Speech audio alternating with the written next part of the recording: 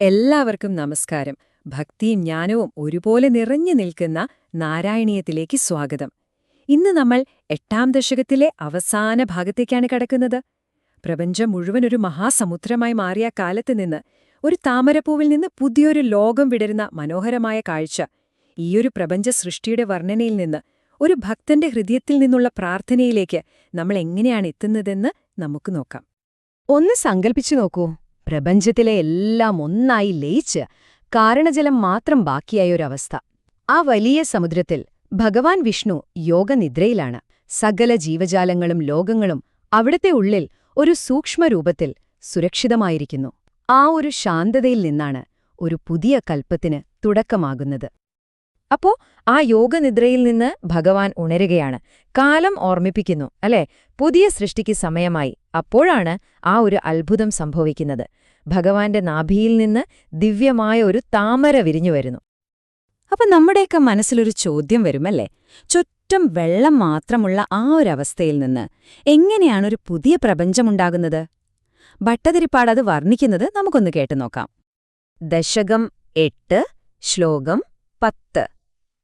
തതസ്ത്വദീയാദൈനാഭിരന്ധ്രാത് ഉദഞ്ചിതം കിഞ്ചന ദിവ്യപത്മം നിലീനനിശേഷപദാർത്ഥമാല സംക്ഷേപരൂപം മുകുലായമാനം.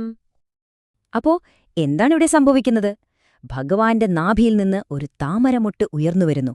പക്ഷെ അതൊരു സാധാരണ താമരയല്ലാട്ടോ.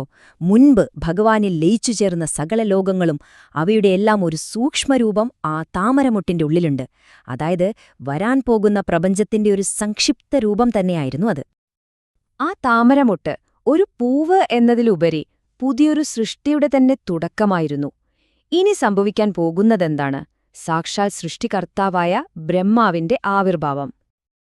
ആലോചിച്ചു നോക്കൂ, കാരണസമുദ്രം മുഴുവൻ കൂരിരുട്ടിൽ മുങ്ങിക്കിടക്കുകയാണ്.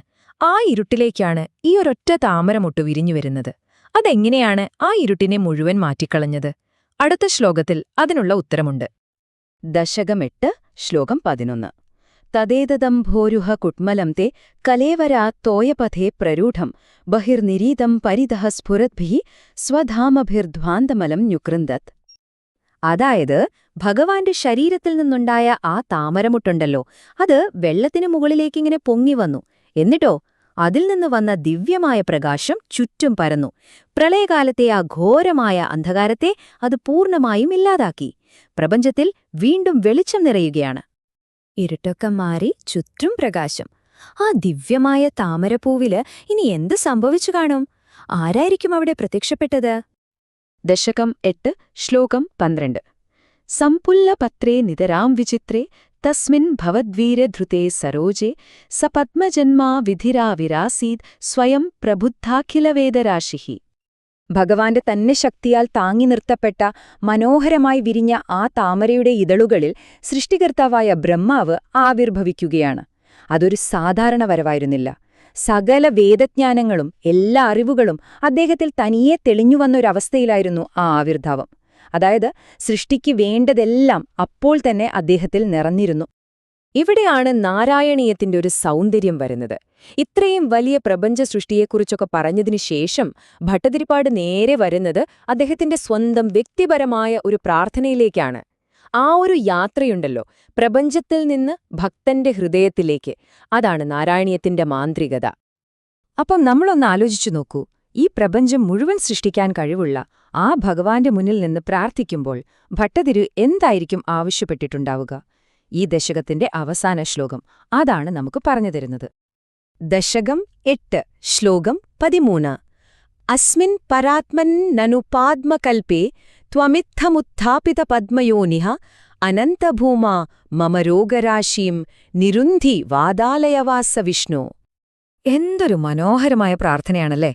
ഹേ പരമാത്മാവേ, ഗുരുവായൂരപ്പ, ഈ പാദ്മകൽപ്പത്തിൽ ബ്രഹ്മാവിനെ സൃഷ്ടിച്ച അങ്ങേക്ക് എന്റെ ഈ രോഗങ്ങൾ മാറ്റാൻ എന്താണ് പ്രയാസം? എന്റെ രോഗങ്ങളെല്ലാം പൂർണ്ണമായി ശമിപ്പിക്കണമേ എന്നാണ് ഭട്ടതിരി പ്രാർത്ഥിക്കുന്നത്. അതായത് പ്രപഞ്ചം മുഴുവൻ സൃഷ്ടിച്ച ഭഗവാന് തന്റെ ഒരു ചെറിയ അസുഖം മാറ്റുന്നത് ഒരു വലിയ കാര്യമേ അല്ല എന്നെത്ര വിനയത്തോടെയാണ് അദ്ദേഹം നമ്മളെ ഓർമ്മിപ്പിക്കുന്നത്. നാരായണീയത്തിലെ ഈ ആത്മീയ യാത്രയിൽ എന്റെ കൂടെ ചേർന്ന എല്ലാവർക്കും ഒരുപാട് നന്ദി. നിങ്ങൾ കണ്ടുകൊണ്ടിരിക്കുന്നത് ഗ്യാൻകോഷാണ്. ഇതൊരു ബഹുഭാഷാ ചാനലാണ്. ഇവിടെ ഞങ്ങൾ ഇംഗ്ലീഷ്, ഹിന്ദി, മറാഠി, തമിഴ്, ഗുജറാത്തി, മലയാളം, ബംഗാളി തുടങ്ങിയ ഒരുപാട് ഭാഷകളിൽ ആത്മീയ ജ്ഞാനം പങ്കുവെക്കുന്നുണ്ട്. കൂടുതൽ പ്രധാന ഭാഷകളും ഉടൻ തന്നെ വരുന്നതായിരിക്കും. ഞങ്ങളുടെ ലക്ഷ്യമെന്താണെന്ന് വെച്ചാൽ സനാതനധർമ്മത്തിലെ അമൂല്യമായ നിധികൾ വളരെ ലളിതമായി, വ്യക്തമായി, എല്ലാവർക്കും മനസ്സിലാവുന്ന രീതിയിൽ നിങ്ങളിലേക്ക് എത്തിക്കുക എന്നതാണ്. നമ്മുടെ ചാനലിൽ ശ്രീമദ് ഭാഗവതം, ഭഗവത്ഗീത, മഹാഭാരതം, ലളിതാ സഹസ്രനാമം, ദൈവത്തിന്റെ കുരൽ, മഹാരാഷ്ട്രയിലെയും ബംഗാളിലെയും സന്യാസിമാരുടെ കഥകൾ, പിന്നെ ആദിശങ്കരന്റെ ദിവ്യാവതാര കഥ, ഇതെല്ലാം ദിവസവും വീഡിയോകളായി വരുന്നുണ്ട്. അതും പല ഭാഷകളിൽ ലഭ്യമാണ്. അപ്പോ ഞങ്ങളുടെ ഈയൊരു എളിയ ശ്രമം നിങ്ങൾക്ക് വിലപ്പെട്ടതായി തോന്നുന്നുവെങ്കിൽ തീർച്ചയായും ഗ്യാൻകോഷ് സബ്സ്ക്രൈബ് ചെയ്യണം.